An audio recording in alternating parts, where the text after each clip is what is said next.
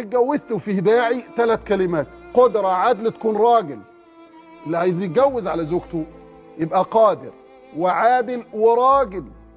راجل يبقى قادر انه يقود بيتين، انما مش راجل لم نفسك وخليك في حالك.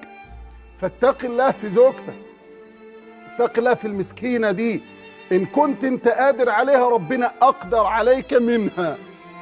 خلي بالك، نقطة علموها لنا: اوعى تعادي من ليس له الا الله. طبعا. خلي بالك من الجملة. طبعا. ليه؟ جيشه قوي جدا، مكسور الجناح، يجي رافع وشه. الغلبانة دي تيجي رافعة وشها للسماء ودموعها نازلة وتقول له ماليش حيلة، تقول له ما عنديش قدرة. لكن قدرتك انت مش قده، انت مش قد ربنا. اقسم بالله ما انت قد ربنا.